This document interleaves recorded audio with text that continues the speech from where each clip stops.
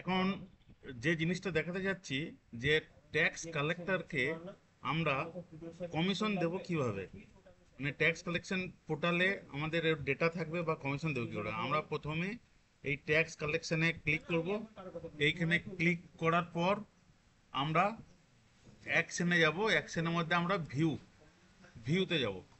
ভিউতে গেলাম, এখানে দেখুন ট্যাক্স কালেক্টরের ডেটা দেখাচ্ছে, উনি কোন কোন সংসদ সেগুলোও দেখাচ্ছেন, টোটাল সব জিনিসটাই দেখাচ্ছে, ওনার এনগেজমেন্ট ডিটেলস দেখাচ্ছে, সব কিছু দেখাচ্ছে, এখানে ডেটা সব দেখাচ্ছে।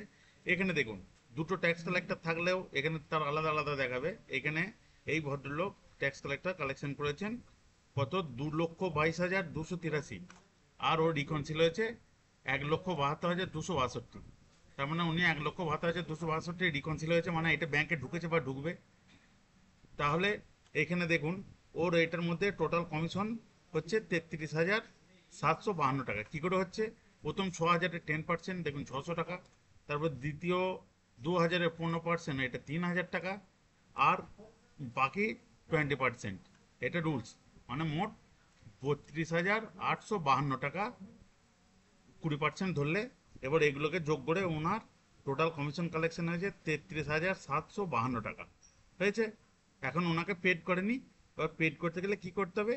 আমরা এইখানে ডিস্ট্রিবিউট কমিশনে ক্লিক করব। এখানে ক্লিক করার পর আমরা ওকে কত টাকা দেব, এখানে সেই টাকার অ্যামাউন্টটা আমরা বসাবো। টাকার অ্যামাউন্টটা আমরা এখান থেকে বসাবো। কত টাকার অ্যামাউন্ট? আমরা 7,103 টাকা হয়েছে। আমরা কিসে দেবো? চেকে দেব। হলো। এবার চেকে দিয়ে আমরা সেন্ড ওটিপি করব। ওটিপি আমাদের অ্যাডমিনের লগ ইনে চলে যাবে। আমরা ওটিপি দিয়ে সেভ অ্যান্ড কনফার্ম করব। করলাম। সেভ অ্যান্ড কনফার্ম করার সাথে সাথেই দেখুন আমাদের ওনার এই যে অ্যামাউন্টটা দিয়েছি, এইখানে এই অ্যামাউন্টটা এখানে দেখা যাচ্ছে।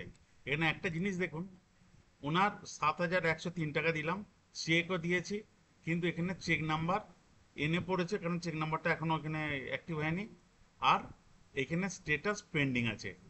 হয়েছে। এরপর জেনারেট পিডিএফ করে আমরা জেনারেট পিডিএফ করব। আমরা জেনারেট পিডিএফ করলে আমরা এখানে পিডিএফে পাবো। দেখুন এবার সহজ সরলে যখন এন্ট্রি করতে যাব, আমাদের এই 16 ডিজিট নাম্বারটি চাইবে।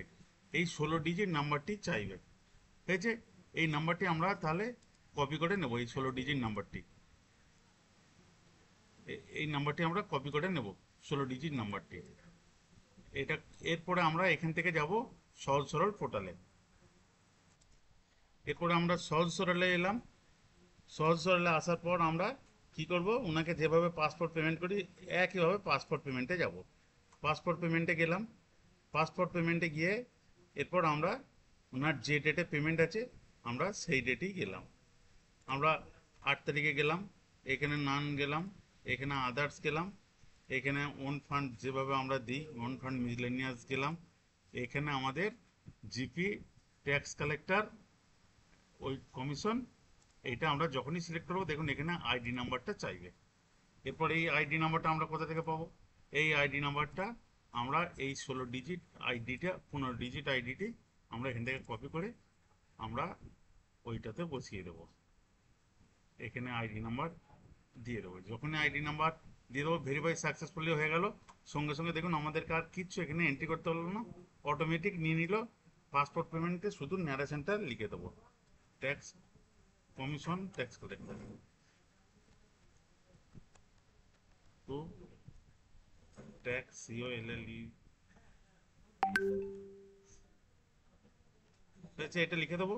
এখানে দেখুন অটোমেটিক ওর ডেটাটা নিয়ে নিয়েছে, অ্যাড্রেস নিয়ে নিয়েছে, সবই নিয়ে নিয়েছে, আমাকে আর এখানে কিছু করতে হলো না। এরপর আমরা এখান থেকে এটা সেভ করে দেবো। সেভ করে দিলাম। এবার সেভ করার পর আমরা যেভাবে পেমেন্ট করব, এবার এটাকে সেভ করার পর আমরা আবার যাব এই ট্যাক্স কালেক্টর পোর্টালে। আমরা যদি এইখান থেকে গিয়ে আবার ওইখানে ঢুকি, ওইখানে দেখব, ভিউতে যাই, এখানে যখন যাব, এরপর আমরা যখন এর পরবর্তী ক্ষেত্রে এই দেখুন এই পেন্ডিংটা প্রসেসিং হয়ে গেছে। এবার আমরা যখন এটাকে পেমেন্ট করে দেবো, এই প্রসেসিংটাকে আবার কমপ্লিট দেখাবে। আর এটাকে আমরা আর কোথায় দেখতে পাবো? সহজ সরল পোর্টালে রিপোর্ট সেকশনে গিয়ে আমরা দেখতে পাবো। আমরা তাহলে এটাকে আবার পেমেন্ট করি একবার, এখান থেকে ভেরিফাই যেভাবে করার করে নিই। এরপর আমরা যেভাবে পেমেন্ট করি এই একইভাবে সিলেক্ট করলাম, এখানে গিয়ে আমরা একইভাবে ডেট দেব, যে ডেট হয়েছে ডেট দেব, ডেট দিয়ে এখানে ব্যাংকে গেলাম, কোন ব্যাংক সেই ব্যাংকে আমরা সিলেক্ট করলাম।